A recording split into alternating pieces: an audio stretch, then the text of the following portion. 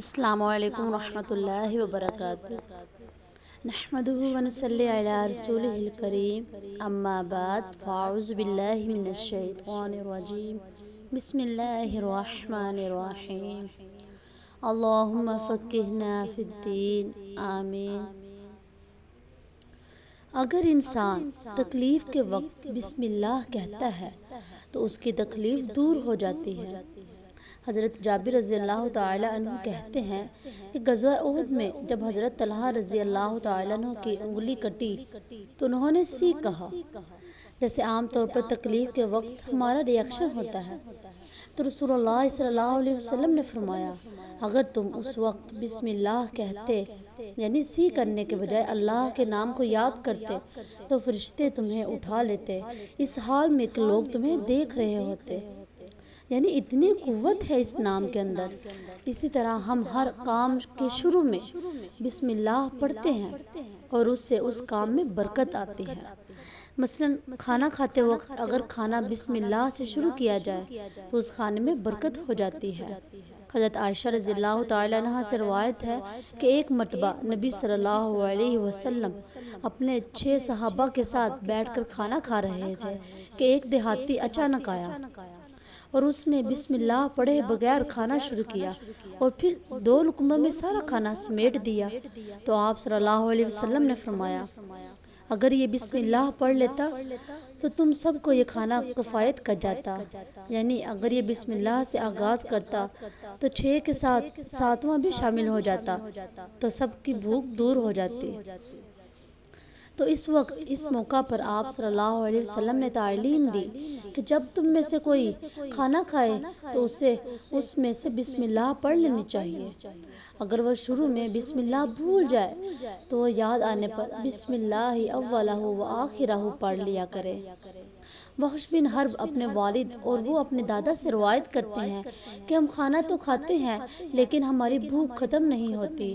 آپ صلی اللہ علیہ وسلم نے فرمایا، شاید تم الگ الگ کھاتے ہو تو تم اکٹھے ہو کر کھایا کرو، مل کر کھایا کرو اور کھانا کھاتے وقت بسم اللہ پڑھ لیا کرو۔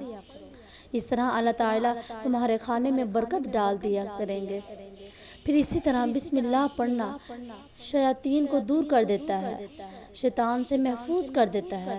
حضرت انس رضی اللہ تعالی عنہ کہتے ہیں کہ رسول اللہ صلی اللہ علیہ وسلم نے فرمایا، جنوں کی آنکھوں اور انسانوں کی شرمگاہ کا پردہ یہ ہے کہ جب تم میں سے کوئی کپڑے اتارے یعنی کہ نہانے وقت تو بسم اللہ پڑھ لیا کرے، یعنی اس وقت بھی اگر اللہ کا نام لے تو ہر ایک سے وہ محفوظ ہو جاتا ہے۔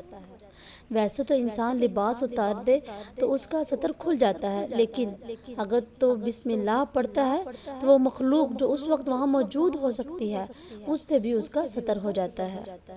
پھر اسی طرح نبی صلی اللہ علیہ وسلم کا طریقہ یہ تھا کہ جب رات کو سونے لگتے تو اپنا بستر کو جھاڑتے وقت بسم اللہ پڑھ لیا کرتے تھے۔ لیکن اس کے برعکس اگر کوئی شخص اللہ کا نام نہیں لیتا تو پھر وہ کئی قسم کے نقصان اٹھا سکتا ہے۔ مثلا کھانے میں اگر بسم اللہ نہیں پڑھی تو وہ چیز شیطان کا رزق بن سکتی ہے۔ ابن عباس رضی اللہ تعالیٰ عنہ کہتے ہیں کہ رسول اللہ صلی اللہ علیہ وسلم نے فرمایا کہ ابلیس نے کہا، اے رب، تو نے اپنی ساری مخلوق کا رزق واضح طور پر بتا دیا ہے، تو میرا رزق کیا ہے، میں کیا کھاؤں؟ تو نبی کریم صلی اللہ علیہ وسلم نے فرمایا، اللہ تعالیٰ فرماتے ہیں کہ ہر وہ چیز جس پر میرا نام نہ لیا جائے تو وہ تمہارا رزق ہے۔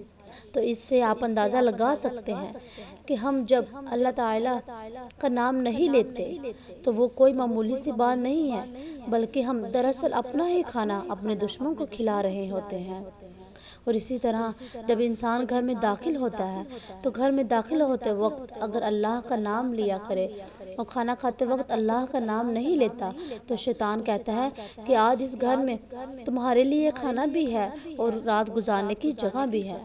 لیکن اگر بسم اللہ پڑھ لیتا ہے تو پھر شیطان کہتا ہے کہ آج نہ کھانا ہے اور نہ تمہارے رات گزارنے کے لیے جگہ ہے۔ اور اسی طرح جس مجلس میں اللہ کا نام لیا ہو تو وہ مجلس قیامت کے دن انسان کے لیے بہت ہی فائدہ مند ہوگی۔ لیکن اگر اس مجلس میں اللہ کا نام نہ لیا جائے تو وہ مجلس قیامت کے دن انسان کے لیے حسرت کا باعث بنے گی۔ نبی کریم صلی اللہ علیہ وسلم نے فرمایا، جو لوگ کسی جگہ پر مجلس کریں لیکن اس میں اللہ کا ذکر نہ کریں تو وہ ان کے لیے حسرت کا باعث ہوگی۔ قیامت کے دن جو آدمی کسی راستے پر چلتے ہوئے اللہ کا ذکر نہ کرے تو وہ چلنا بھی قیامت والے دن اس کے لیے حسرت کا باعث ہوگا۔ جو آدمی اپنے بستر پر آئے لیکن اللہ کا نام نہ لے تو وہ اس کا بستر پر آنا بھی حسرت کا باعث ہوگا۔ یعنی زندگی میں کوئی بھی کام کاج کرتے وقت جب اس کام کاج میں اللہ کا ذکر نہیں ہوتا، اللہ کی یاد نہیں ہوتی، اللہ کا نام نہیں ہوتا تو قیامت والے دن ایسے سارے اعمال اس کے لیے حسرت کا ذریعہ بن جائیں گے۔ کیونکہ جس کام کو انسان بسم اللہ پڑھ کر شروع کرتا ہے وہ کام اس کے لیے عبادت ہو جاتی ہے۔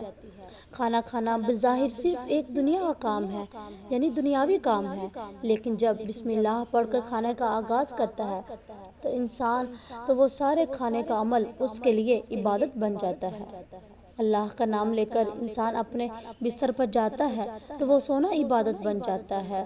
وہ کر رہا ہے ساتھ اللہ کا ذکر کر رہا ہے، گھر سے نکلتا ہے تو اللہ کا ذکر کرتا ہے، بسم اللہ توکلت علی اللہ پڑھتا ہے تو گھر سے نکلنا اس کے لیے عبادت بن جاتا ہے، اس کا واک کرنا عبادت بن جاتا ہے اور اس کو شیاطین کے شر اور دیگر شر سے محفوظ رکھنے کا ذریعہ بن جاتا ہے۔ تو میری اللہ تعالیٰ سے دعا ہے کہ اللہ تعالیٰ ہمیں اس پر عمل کرنے کی توفیق عطا فرمائے۔ وآخر دعوانا ان الحمد للہ رب العالمین۔